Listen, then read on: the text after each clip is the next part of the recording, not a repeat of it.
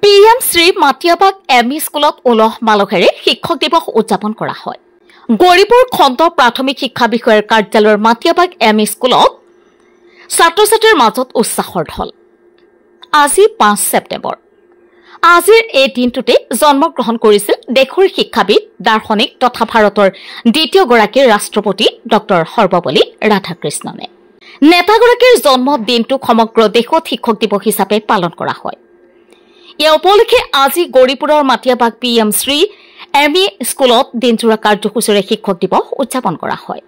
কাৰ্যসূচী মতে কুইজ প্ৰতিযোগিতা, আকস্মিক বক্তৃতা আৰু নৃত্য প্ৰতিযোগিতাৰ আয়োজন কৰা হয়। ইয়াৰ পাছত ছাত্ৰ-ছাত্ৰীসকলে শিক্ষাগুৰুসকলক কলম, ফুলাম গামোচা আদিৰে সম্বৰ্ধনা জ্ঞাপন কৰি আশীৰ্বাদ লয়। বিদ্যালয়খনৰ প্ৰধান শিক্ষক মনোৱাৰ হুছেইন চৰকাৰে কেক কাটি আনুষ্ঠানিকভাৱে ডক্টৰ সৰ্বপল্লী ৰাধাকৃষ্ণনৰ জন্মদিন পালন কৰে। প্ৰধান শিক্ষকৰ মন্তব্য আছে, আমি সেয়া আপোনালোকক শুনাই ল'ব বিচাৰিছো। সমগ্ৰ ভাৰতবৰ্ষত শিক্ষক দিৱস পালন কৰা হৈ আছে। সেই তদ্ৰূপ আমাৰ মাটিয়াবাগ PM শ্ৰী বিদ্যালয়খনত আজি দিনজোৰা কাৰ্যসূচীৰে আমাৰ ছাত্ৰ ছাত্ৰীসকলে বিভিন্ন কাৰ্যসূচী ৰূপায়ণ কৰিলে।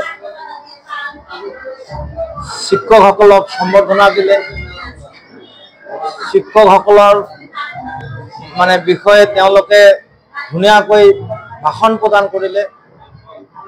আজি সৰ্বপল্লী ৰাধাকৃষ্ণনৰ এই দিনটোত জন্মদিনটোত শিক্ষক দিৱস হিচাপে পালন কৰিবলৈ গৈ তেখেতসকলে আজি শিক্ষকসকলক নামত আজি কেক কাটি তেখেতসকলে আমাৰ মৰমৰ ছাত্ৰ ছাত্ৰীসকলে যি নিদৰ্শন দাঙি ধৰিলে, তাক আমি এই পবিত্ৰ শিক্ষক দিৱসৰ দিনাই আমি ছাত্ৰ ছাত্ৰীসকলক অকল আমাৰ বিদ্যালয়ৰে নহয় সমগ্ৰ বিদ্যালয়ৰ ছাত্ৰ ছাত্ৰীসকলক মই প্ৰধান শিক্ষক হিচাপে ধন্যবাদ জ্ঞাপন কৰিছোঁ।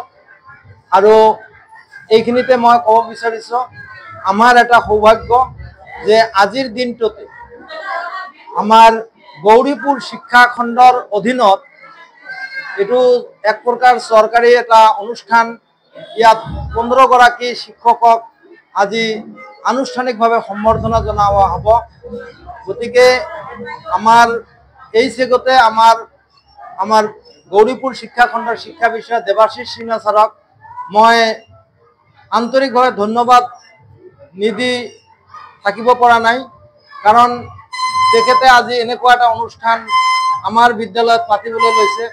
তাৰ কাৰণে আমি ধন্য মানিছোঁ যে আজি প্ৰায় 100-150 গৰাকী শিক্ষকে আমাৰ বিদ্যালয়ত আজি ভোট খাব।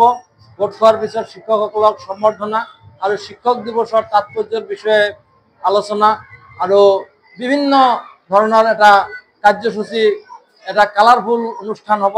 গতিকে সকলোকে মই এই অনুষ্ঠানটো যাতে সকলোৱে চাব পাৰে তাৰ কাৰণে মই সকলোকে আন্তৰিক ধন্যবাদ জ্ঞাপন কৰিছোঁ। News desk report, daily 24।